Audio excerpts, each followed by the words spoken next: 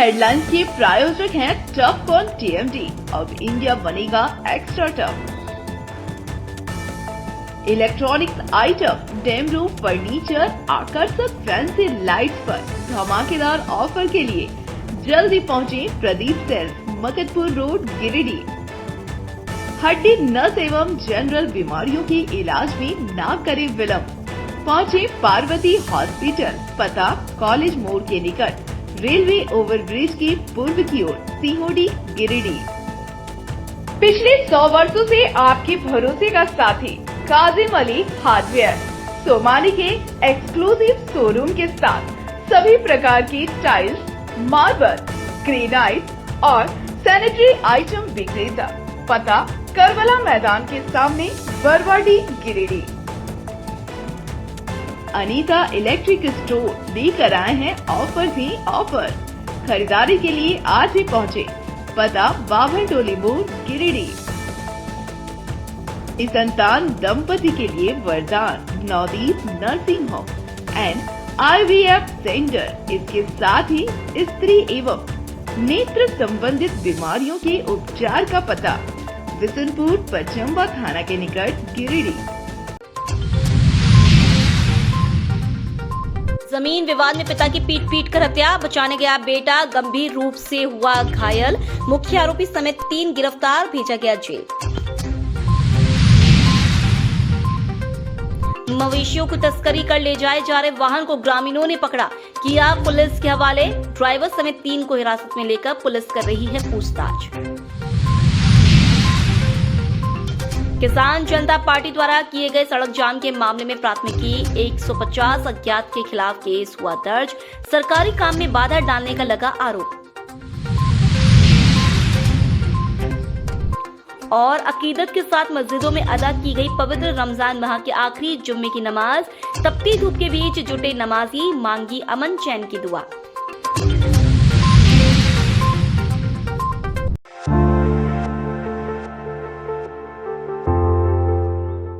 जमीनी अदावत में फिर एक व्यक्ति की पीट कर हत्या कर दी गई है। घटना का आरोप किसी और पे नहीं बल्कि अपने ही गोतिया पर है। मामला मुफस्सिल थाना इलाके के बड्डिया का है। मृतक अशोक राम उर्फ पप्पी राम थे, जबकि घायल अमोद राम है। मृतक पिता थे, जबकि घायल बेटा है। घटना को लेकर बताया जाता है कि अशोक राम और उसके गोतिया कैलाश राम के बीच एक दीवार को लेकर कई वर्षों से विवाद चल रहा था। इसी बीच अशोक राम ने अपने छत की ढलाई करवाई। शुक्रवार की सुबह अशोक राम ढलाई में पानी देने गए। इसी दौरान गोतिया कैलाश राम व उसके पारिवारिक लोगों ने लाठी और खटिया के पाया से अशोक राम को घेर कर पीटने लगे। घटना की जानकारी पर बेटा आमोद भी मौके पर पहुंचा। इस दौरान उसकी भी लोगों ने जमकर पिटाई कर दी।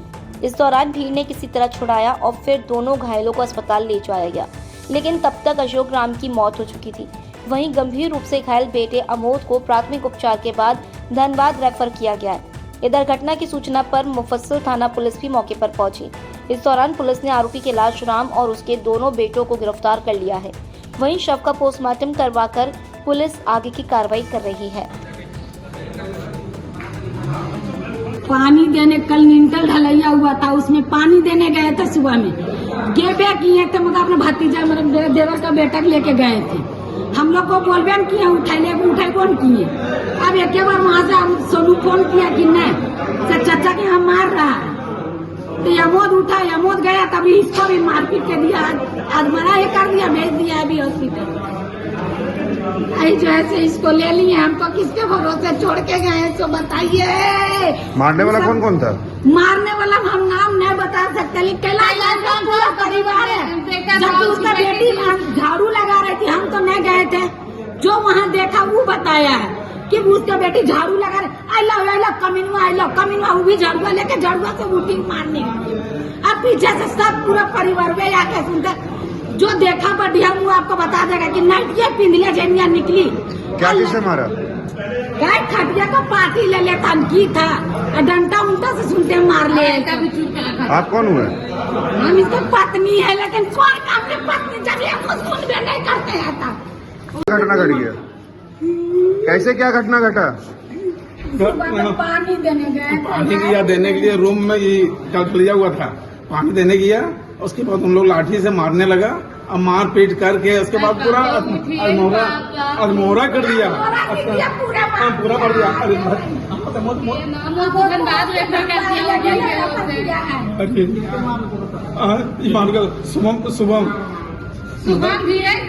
शुभम है, धीरज है, मंजू देवी है, कैलाश राम है। कहाँ का रहने वाला है ये सब? बगदिया मुफस्सिल थाना। जिनका मृत्यु हुआ ये कौन है? ये मेरा भाई है। क्या नाम है इनका? अशोक भदानी। उम्र? 60-65। जो रेफर हुए उनका क्या नाम है? मोहम्मद भदानी। वो कौन लगते हैं मृतक के? इसका लड़का है। पापा उठिए, पापा।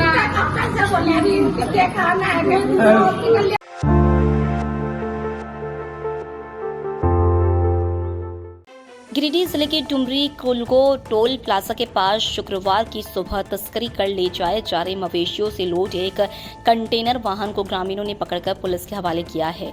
वहीं डुमरी पुलिस द्वारा कंटेनर को जब्त कर थाने ले जाया गया है। पुलिस द्वारा जब्ती सूची तैयार कर मवेशियों को गौशाला भेजा गया है। वहीं मौके से 3 ड्राइवर, खलासी व एक अन्य को हिरासत में लिया गया है। मिली जानकारी के अनुसार मवेशियों से भरा कंटेनर वाहन टोल प्लाजा के पास खराब हो गया था, जिसके बाद चालक, खलासी और एक अन्य सहयोगी कंटेनर के ऊपर संभवतः सो गया था। वहीं सुबह जब ग्रामीणों ने मवेशियों की आवाज सुनी तो झांक कर देखा तो पाया कि कंटेनर में दुधारू गाय क्रूरतापूर्वक लोड है। इसके बाद ग्रामीणों ने पुलिस को सूचना दी। सूचना पाते ही पुलिस मौके पर पहुंची और जांच किया। इस दौरान पुलिस ने 3 लोगों को हिरासत में लिया और पूछताछ कर रही है। गौरतलब है कि जीटी रोड NH 19 पर पशु तस्करी का घोरक धंधा खूब चरम सीमा पर है। धंधे में झारखंड, बंगाल के कई बड़े सिंडिकेट काम करते हैं। वहीं इनके पीछे कई सफेद पोश का हाथ होता है जो इन्हें संरक्षण देते हैं।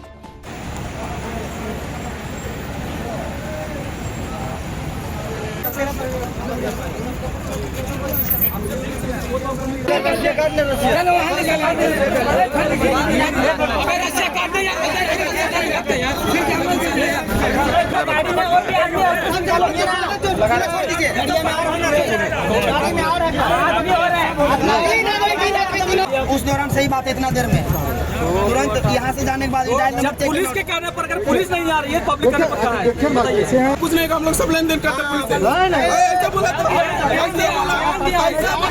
हमारे दुकान था, यहाँ दुकान है, हम दुकान में थे। टोल वाला ड्यूटी कर रहा था।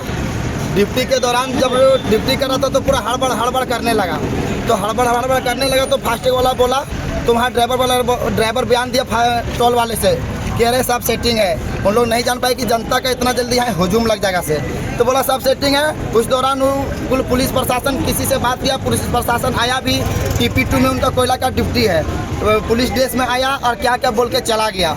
जाने के बाद पता चला कि गाड़ी स्टार्ट नहीं हो रहा है। तब हमको फिर पुनः एक टोल के स्टाफ फोन किया।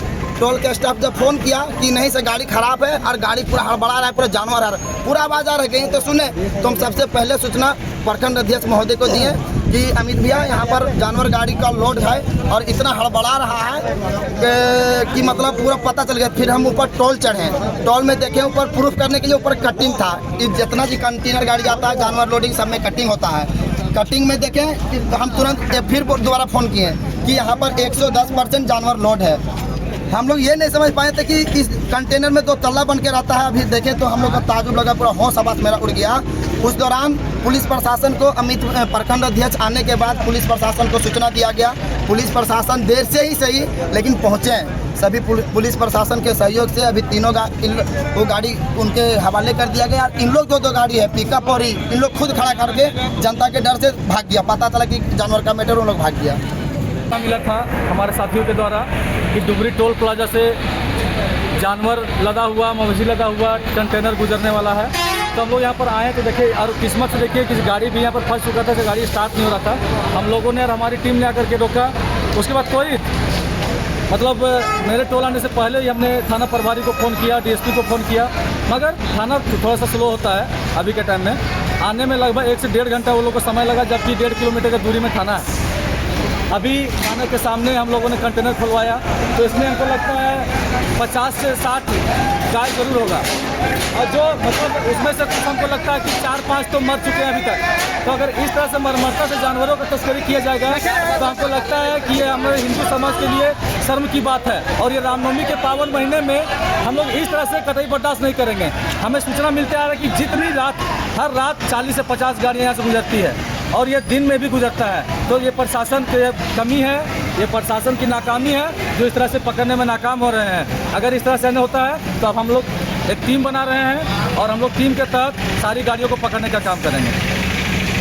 आदिवासी पार्टी, विश्व हिंदू परिषद एवं अन्य राजनीतिक दल के सहयोग से आज बहुत बड़ी सिंडिकेट और जो घोष तस्करी जो दिन दहाड़े चल रही थी जीटू रोड में या टोल प्लाजा कुलगो डुमरी में रोकथाम के लिए पकड़ाया गया गाड़ी। और जिस प्रकार से निर्ममता पूर्वक और क्रूरता रूप से यहाँ के जानवरों को ले जाया जा रहा था, जिसमें से कहाँ से चल के आ रही है आप समझ सकते कि किस हालत से आ रही है। तो हम चाहते हैं कि सरकार से मांग करते हैं कि अविलंब ये रोकथाम के लिए कोई ठोस कदम उठावें, अन्यथा आजसू पार्टी कतई बर्दाश्त नहीं करेंगे, आंदोलन के लिए बाध्य होंगी। यहाँ कंटेनर में हमको लगता है कि कम से कम एक कंटेनर में 40-50 गाय भर के इन लोग रोड में गौ तस्करी के लिए ले जा रहा था। इन लोग यहाँ के पब्लिक लोग को नज़र पड़ा तो टोल के पास गाड़ी को रोके, ठीक है।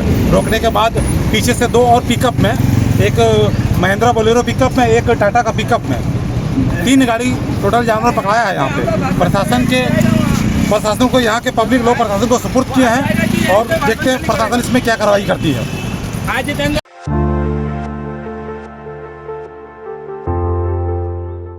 रमजान के पाक महीने के आखिरी जुम्मे पर सभी मस्जिदों में शुक्रवार को रोजेदारों ने पूरे अकीदत के साथ नमाज अदा की। अंतिम जुम्मे की नमाज को लेकर रोजेदारों में उत्साह भी नजर आया। इस दौरान तपती धूप के बीच लाइन मस्जिद में भी काफी संख्या में रोजेदारों का जुटान रहा, जबकि शहर के बड़ा चौक स्थित मस्जिद, भंडारी डी स्थित जामा मस्जिद, बुढ़िया खान मस्जिद, पचम्बा मस्जिद, बिशनपुर मस्जिद समेत अन्य मस्जिदों में रोजेदारों ने पूरे अकीदत के साथ नमाज अदा की और अमन चैन की दुआएं मांगी। बताया गया कि अलविदा जुम्मे का खास महत्व और दर्जा है। यह जुम्मा अन्य जुम्मा के मुकाबले इसलिए खास है क्योंकि यह रमजान के महीने का आखिरी जुम्मा यानी शुक्रवार है। वहीं अलविदा का मतलब रमजान के पाक महीने का समाप्त होना यानी इसकी विदाई का है। यही वजह है कि इसे अलविदा कहते हैं और इसकी नमाज भी काफी अहम मानी जाती है। इस्लाम के लोग इसे छोटी ईद भी कहते हैं। माना जाता है कि अलविदा की नमाज के बाद अगर सच्चे दिल से दुआ मांगी जाए तो अल्लाह बंदे की हर जायज दुआ कबूल फरमाते हैं और बंदों के तौबा को कबूल करके उनके गुनाह माफ करते हैं।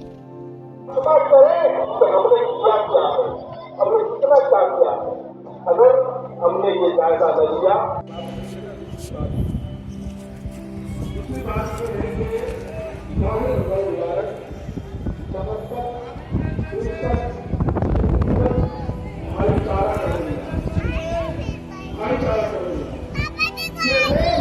अबी मुहम्मद अल-हसन व अबी अब्दुल्लाह अल-हुसैन रज़ियल्लाहु तआला अन्हुमा व अला उम्मिहिमा सय्यदत निसा अमीर अल-मुमिनीन अली इब्न अबी तालिब रज़ियल्लाहु तआला अन्हु व अला al-इमामैन al-हुमामैन as-सईदैन अश-शहीदैन।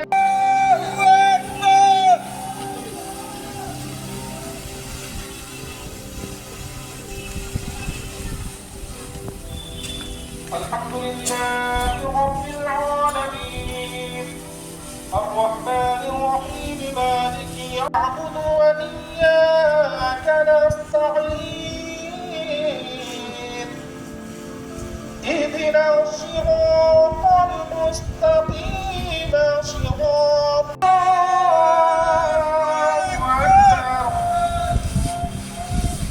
अल्हम्दुलिल्लाहि रब्बिल आलमीन।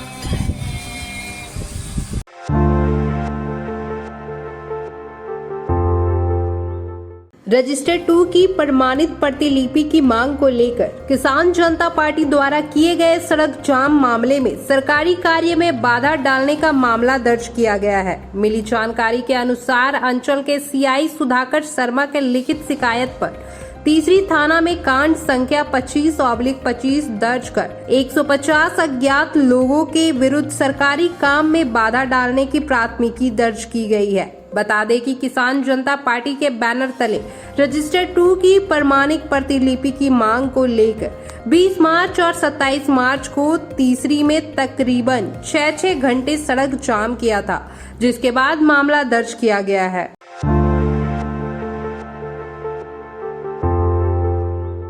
किसानों के आंदोलन और उस पर होने वाली कार्रवाई का अखिल भारतीय किसान महासभा ने विरोध जताया है। शुक्रवार को इस मुद्दे को लेकर महासभा से जुड़े लोग एकजुट हुए और पपरवा तांड़ स्थित माले ऑफिस से प्रतिवाद मार्च निकाला। यह मार्च माले ऑफिस से उपायुक्त कार्यालय तक पहुंचा और फिर वहां गिरिडीह उपायुक्त नमन प्रियेश लकड़ा से मिलकर राष्ट्रपति के नाम एक ज्ञापन सौंपा गया। इस बाबत अखिल भारतीय किसान महासभा के राष्ट्रीय कार्यकारिणी सदस्य वरिष्ठ नेता पूरन महतो ने कहा कि किसानों को केंद्र सरकार लगातार तंग कर रही है। केंद्र सरकार किसानों के हित में काम करे और किसानों को धोखा देना बंद करे। प्रतिवाद मार्च और ज्ञापन देने में विजय सिंह, अशोक पासवान, राजेश सिन्हा, शंकर पांडे, कन्हई पांडे, मेहताब अली मिर्जा, रामलाल मुर्मू, प्रीति भास्कर, सनातन साहू, नारायण सिंह आदि शामिल थे। गिरिडीह जिला मुख्यालय में ऑल इंडिया अखिल भारतीय किसान महासभा के संयुक्त किसान मोर्चा की ओर से आह्वान था कि पंजाब में किसानों के ऊपर भारी दमन हुआ है। इसके खिलाफ आज गिरिडीह में एक मार्च करके डीसी को ज्ञापन दिए राष्ट्रपति के नाम पे कि किसानों पर जो दमन है हर सूरत पे रोके, जेल में गए लोगों को रिहा करे, उसे जो नुकसान हुआ है उसको हर सूरत पे पंजाब सरकार भरपाई करे। साथ ही साथ हम लोग यह भी मांग किए हैं झारखंड की सरकार ने गैर मजरूआ भूमि का हर सूरत पे रसीद काटने की गारंटी करे और वनाधिकार कानून सख्ती से लागू करे। आज हर जगह में आदिवासी गरीब को जंगल से उजाड़ा जा रहा है, उसकी रक्षा हो। साथ ही साथ जितनी अभी अधिग्रहण हो रही सरकार कर रही है वह कहीं 2013 का कानून को लागू नहीं कर रही है। अखिल भारतीय किसान सभा का पूरे भारत स्तर पर कार्यक्रम था। चूँकि किसानों के प्रति जिस प्रकार से केंद्र सरकार हमला बोल रही है उसी को लेकर आज माले ऑफिस, गिरिडीह के माले ऑफिस पपरवा टाड़ से निकलकर प्रतिवाद मार्च से डीसी कार्यालय तक गया और वहाँ पे जाके डीसी महोदय नमन प्रियेश लकड़ा जी को ज्ञापन सौंपा और जो किसानों की परेशानी है उसके बारे में चर्चा की। और खासकर इधर के हाल के जो झारखंड स्तर पर भी अगर बात करें तो जो गैर मजरूआ ज़मीन की बात हुई थी, सरकार को, राज्य सरकार को इस प्रकार करना चाहिए, इस पर भी बात हुई। कई मांगों को लेकर ज्ञापन दिया गया है और इसमें सैकड़ों की संख्या में प्रतिवाद मार्च में सभी।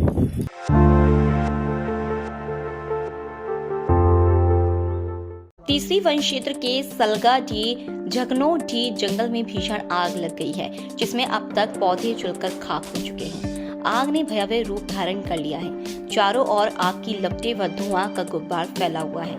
चर्चा है कि महुआ चुनने के लिए लोगों द्वारा महुआ पेड़ों के नीचे लगाया जा रहा आग तेज हवाओं के संपर्क में आकर फैलने लगता है, जिसके कारण आसपास की झाड़ियां और जंगलों को भी यह अपनी चपेट में ले लेता है। घटना की जानकारी दिए जाने पर तीसरी के वनपाल अभिमित राज द्वारा वन कर्मियों को तत्काल घटना स्थल पर भेजा। खबर बनाए जाने तक जंगल में आग लगी हुई थी।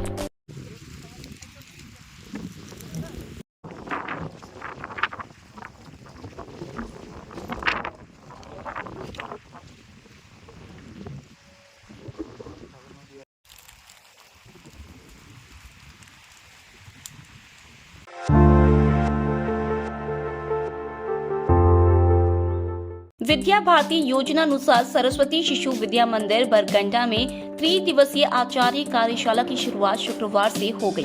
कार्यशाला का उद्घाटन समिति सदस्य डॉक्टर पुष्पा सिन्हा, सह प्रांत सेवा प्रमुख मुकेश रंजन सिंह एवं प्रधानाचार्य आनंद कमल ने संयुक्त रूप से दीप जलाकर मां सरस्वती, भारत माता एवं ओम पर पुष्पार्चन किया। कार्यशाला में अतिथि परिचय प्रधानाचार्य आनंद कमल एवं विषय प्रवेश राजीव सिन्हा ने किया। इस बाबत प्रधानाचार्य ने बताया कि यह कार्यशाला आगामी नवीन सत्र के लिए वर्ष भर की योजनाओं के निर्माण और उसके क्रियान्वयन हेतु किए जाने वाले प्रयासों की चर्चा परिचर्चा का है। नए सत्र में आचार्य दीदी जी ऊर्जावान होकर शिक्षण कार्य करें, क्योंकि जीवन का हर क्षण बहुमूल्य होता है। एक एक क्षण का उपयोग हमें बच्चों के समग्र विकास में करना है। आज की कार्यशाला में राष्ट्रीय शिक्षा नीति 2020 के ECCE पर चर्चा, वर्तमान सत्र की समीक्षा कर अपने सबल एवं निर्बल पक्षों पर विचार, आचार्य भारती का गठन, प्रांतीय कार्य योजना, शैक्षणिक पंचांग आदि पर चर्चा की गई। शिशु विद्या मंदिर बरंडा गिरिडीह में 13वीं कार्यशाला का आयोजन किया जा रहा है। यह कार्यशाला 28 तारीख से 30 तारीख तक चलेगा। इसमें साल भर की योजनाओं पर विचार विमर्श किया जाएगा। हमने क्या खोया और क्या पाया, हम बच्चों के सर्वांगीण विकास के लिए और कौन सी योजनाएं बनाएं जो विद्यालय का भी विकास हो सके, इस पर विचार किया जा रहा है। मौके पर पुष्पा सिन्हा ने कहा कि वर्तमान समाज में नैतिक मूल्यों का ह्रास हुआ है। ऐसे में आचार्य की नैतिकता की पराकाष्ठा अपनाकर बच्चों के उन्नयन हेतु नैतिक शिक्षा पर हमें विशेष बल देना होगा। यदि हमें भारत को विश्व गुरु बनाना है तो अपनी समृद्ध संस्कृति को अपनाना और उनके अनुकूल आचरण करने पर कार्य करना होगा। समय अनुसार अपने आप को अपडेट करें। एक लक्ष्य को लेकर हम सत्रारंभ करते हैं तो यह निश्चित तौर पर समाज की प्रगतिशीलता को निरंतरता बनाए रखता है। और आपका दायित्व क्या है, ये आप सभी भली जानते हैं। जो समय और परिस्थिति अभी है, उसमें आप कैसे अपने अध्यापन को समय के अनुरूप बना करके अपने विद्यार्थियों को देते हैं। क्लासरूम टीचिंग का बहुत महत्व होता है और आप जो लोग जो पढ़ाते हैं वो बच्चे ग्रहण करते हैं, उनके ज्ञान का विकास होता है। शिक्षक तो सभी विद्यार्थी को एक समान ही पढ़ाते हैं, लेकिन उन्हीं विद्यार्थियों में कोई विलक्षण प्रतिभा का धनी होता है। मुकेश रंजन सिंह ने कहा कि विद्या भारती प्राचीन समृद्ध विरासत को साथ लेकर अपने भैया बहनों को राष्ट्रीय हित में शिक्षित करने का कार्य कर रही है। अपना विद्यालय नगर में श्रेष्ठ बने, इस पर हमें फोकस करना है। विद्यालय समाज की आकांक्षाओं के अनुरूप कार्य करे, ऐसी आप सबसे अपेक्षा है। कार्यशाला में समस्त आचार्य दीदी उपस्थित थे। का एक अनोखा उदाहरण है। धीरे धीरे परिवर्तन होते होते हम लोग कई नाम परिवर्तन होते होते आज टीचर बन गए हैं। गुरु मतलब हमको पूरा ज्ञान देने वाले, ईश्वर से ऊपर अगर किन्हीं का स्थान रखा गया है तो गुरु का रखा गया है। लेकिन आज का जो आधुनिक युग है, इसमें धीरे धीरे परिवर्तन होते होते हम टीचर बन गए हैं।